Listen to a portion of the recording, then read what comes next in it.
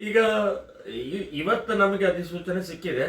ನಾಳೆನೇ ಇಡೀ ರಾಜ್ಯಾದ್ಯಂತ ಈ ಅಧಿಸೂಚನೆಯನ್ನ ಹರಿದು ಹಾಕಿ ಧಿಕ್ಕಾರ ಹೇಳಿ ನಾವು ಕೋರ್ಟಿಗೆ ಹೋಗುವಂತಹದ್ದನ್ನ ನಿರ್ಣಯವನ್ನು ತಗೊಳ್ತೀವಿ. ಕರ್ನಾಟಕ ಸರ್ಕಾರ ಇವತ್ತು ಸಂಜೆ ಶಿಕ್ಷಣ ಮಂತ್ರಿ ಮಧು ಬಂಗಾರಪ್ಪ ಇವರಿಂದ ಒಂದು ಅಧಿಸೂಚನೆಯನ್ನು ಹೊರಡಿಸಿದ್ದಾರೆ. ಅದರಲ್ಲಿ 22ರಲ್ಲಿ ಬಿಜೆಪಿ ಸರ್ಕಾರ ಒಂದು ಅಧಿಸೂಚನೆ ಹೊರಡಿಸಿದ್ದನ್ನು ರದ್ದು ಮಾಡಿದ್ದಾರೆ. ಆ ಅಧಿಸೂಚನೆಯಲ್ಲಿ ಸಮವಸ್ತ್ರ, ಸಮಾನತೆ, ಏಕತೆ ಶಾಲಾ ಕಾಲೇಜುಗಳಲ್ಲಿ ಇರಬೇಕು ಮತ್ತು ಆ ಶಾಲಾ ಆಡಳಿತ ಮಂಡಳಿಯ ನಿರ್ಣಯದಂತೆ ಪಾಲಿಸಬೇಕು ಅಂತನ್ನುವಂಥದ್ದು ಮೆನ್ಷನ್ ಮಾಡಿದ್ದನ್ನ ಕಾಂಗ್ರೆಸ್ ಸರ್ಕಾರ ಮಧು ಬಂಗಾರಪ್ಪನವರ ಮೂಲಕ ಅದನ್ನು ರದ್ದುಪಡಿಸಿದ್ದಾರೆ. ಅಂದ್ರೆ ಇವರಿಗೆ ಸಮಾನತೆ, ಏಕತೆ ಬೇಡ ಅನ್ನುವಂಥದ್ದು ಒಂದು. ಹಿಂದೆ ಶ್ರೀಮತಿ ಇಂದಿರಾ ಗಾಂಧಿಯವರೇ ಇಡೀ ದೇಶದಲ್ಲಿ ತಂದಂತಹ ನಿರ್ಣಯ ಇದು. ಅಂದ್ರೆ ಶಾಲಾ ಕಾಲೇಜು ಮಕ್ಕಳಲ್ಲಿ ಯಾವುದೇ ರೀತಿಯ ಭೇದ ಭಾವನೆ ಇರಬಾರದು ಅಂತನ್ನುವಂಥ ದೃಷ್ಟಿಕೋನದಿಂದ ಸಮವಸ್ತ್ರ ಅರ್ಥನ ಇದೆ. ಸಮವಸ್ತ್ರ, ಸಮಾನತೆ, ಏಕತೆ, ಅಲ್ಲಿ ಮೇಲು ಕೀಳು, ಸ್ಪೃಶ ಅಸ್ಪೃಶ್ಯತೆ, ಶ್ರೀಮಂತ ಬಡವರ, ರೈತ ಕಾರ್ಮಿಕ ಅನ್ನುವಂಥ ಭೇದ ಭಾವನೆ ಇರಬಾರ್ದು. ಮಕ್ಕಳಂದ್ರೆ ಮಕ್ಕಳನ್ನೇ ಇರಬೇಕು, ಶಾಲಾ ಮಕ್ಕಳೇ ಇರಬೇಕು, ಭಾರತೀಯರಾಗಿರಬೇಕು ಅನ್ನುವಂಥ ದೃಷ್ಟಿಕೋನದಿಂದ ತಂದರ್ಥನ ಇವತ್ತು ಕಾಂಗ್ರೆಸ್ ಸರ್ಕಾರ ಮುಸ್ಲಿಂ ತುಷ್ಟೀಕರಣ ದೃಷ್ಟಿಯಿಂದ ಮುಸ್ಲಿಮರ ಓಟಿಗೋಸ್ಕರ ಇವತ್ತು ಶಾಲಾ ಮಕ್ಕಳಲ್ಲಿ ಭೇದವನ್ನು ನಿರ್ಮಾಣ ಮಾಡ್ತಾ ಇದ್ದಾರೆ. ಶಾಲಾ ಮಕ್ಕಳಲ್ಲಿ ಒಡಕವನ್ನು ನಿರ್ಮಾಣ ಮಾಡ್ತಾ ಇದ್ದಾರೆ. ಇವತ್ತು ಹಿಜಾಬ್ ಹಾಕೊಂಡ್ ಬರ್ಬೋದು ಅಂತನ್ನುವಂಥದ್ದನ್ನ ಇವತ್ತು ಡಿಕ್ಲೇರ್ ಮಾಡಿದರು.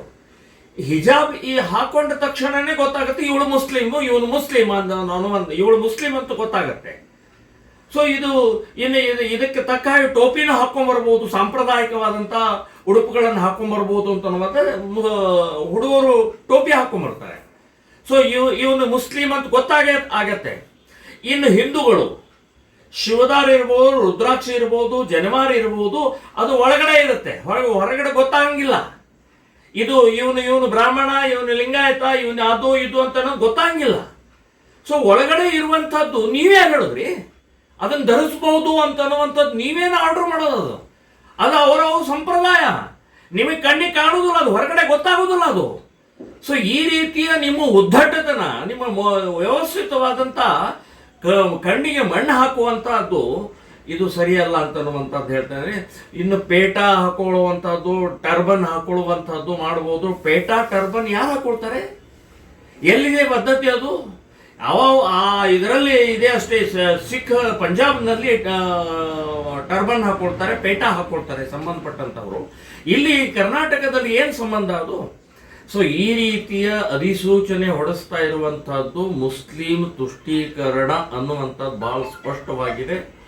ನೀವು ಸಮಾನತೆ ನಿಮಗೆ ಬೇಕಾಗಿಲ್ಲ, ಮುಸ್ಲಿಮರು ಬೇಕಾಗಿದೆ. ಒಡಕವನ್ನೇ ನಿರ್ಮಾಣ ಮಾಡುವಂತ ಪ್ರಕ್ರಿಯೆ ಬೇಕಾಗಿದೆ ಅಂತನ್ನುವಂಥದ್ದು ಸ್ಪಷ್ಟವಾಗಿ ಕಾಣಿಸುತ್ತೆ. ಇದರ ಜೊತೆಗೆ ಇನ್ನೊಂದು ಅಪಾಯಕಾರಿಯ ಬೆಳವಣಿಗೆ ಅಂತಂದ್ರೆ, ಈ SDMC ಅಂತನ್ನುವಂಥದ್ದು ಒಂದು ಶಾಲಾ ಕಮಿಟಿ ನೇಮಕ ಆಗ್ತಿತ್ತು. ಆ ಶಾಲಾ ಕಮಿಟಿಯವರ ಹಕ್ಕನ್ನ ಕಸಿದುಕೊಂಡಿದ್ದಾರೆ. ಅವ್ರು ಯಾವುದೇ ನಿರ್ಣಯ ತಗೊಳ್ಳಂಗಿಲ್ಲ, ಸರ್ಕಾರದ ಅಧಿಸೂಚನೆ ಏನಿದೆ ಅದನ್ನೇ ಪಾಲಿಸಬೇಕು ಅಂತನ್ನುವಂಥದ್ದು ತಗೊಂಡಿದ್ದಾರೆ. ಸೊ ಇದು ಅಂದ್ರೆ ಅವರು ಅಲ್ಲಿಯ ಶಾಲೆಗೆ ಸಂಬಂಧಪಟ್ಟಂಥದ್ದು ಅವರು ಯೋಚನೆ ಮಾಡುವಂಥದ್ದು. ಈಗ ಅದನ್ನೇ ಅವ್ರ ಹಕ್ಕನ್ನ ಕಸ್ಕೊಳ್ಳೋ, ಹಾಗಾದ್ರೆ ನೀವು ಅಲ್ಲಿ ಕಮಿಟಿ ಮಾಡೋದೇ ಅದಕ್ಕೆ ಅವರಿಗೆ ಒಳಿತನ ಆಗಬೇಕು, ಆ ಶಾಲಾ ಅಭಿವೃದ್ಧಿ ಆಗಬೇಕು ಅಂತನ್ನುವಂಥ ಹಿನ್ನೆಲೆಯಲ್ಲಿ ಇರುತ್ತೆ. ಸೊ ಇದು ಅತ್ಯಂತ ಖಂಡನೀಯವಾದ, ಇದನ್ನ ವಿರೋಧ ಮಾಡ್ತಾರೆ. ಅಷ್ಟೇ ಅಲ್ಲ, ನಾನು ಹೇಳೋದು ಇದರ ಸಂಬಂಧಪಟ್ಟಂತ ಅಧಿಸೂಚನೆಯನ್ನ ವಕೀಲರ ಜೊತೆಗೆ ಕನ್ಸಲ್ಟ್ ಮಾಡಿ ಇದನ್ನು ನಾವು ಹೈಕೋರ್ಟಿಗೆ PIL ಹಾಕುವಂಥದ್ದು ಕೂಡ ಯೋಚನೆಯನ್ನು ಮಾಡ್ತಾ ಇದ್ದೀವಿ. ಇದು ಸರಿಯಲ್ಲ, ಇದು ತಪ್ಪು ನಿರ್ಣಯ. ಮುಸ್ಲಿಂ ತುಷ್ಟೀಕರಣ ಒಂದೇ ನಿಮ್ಮ ಕಣ್ಣು ಮುಂದೆ ಇದೆ. ವಿದ್ಯಾರ್ಥಿಗಳು, ವಿದ್ಯಾರ್ಥಿನಿಯರಿಗೆ ಅಭಿವೃದ್ಧಿ ಆಗಬೇಕು, ಸಮಾನತೆ, ಏಕತೆ ನಿರ್ಮಾಣ ಆಗಬೇಕು ಅಂತನ್ನುವಂಥದ್ದು ಇಲ್ಲ ಅನ್ನುವಂಥ ಸ್ಪಷ್ಟವಾಗಿ ಗೊತ್ತಾಗುತ್ತೆ.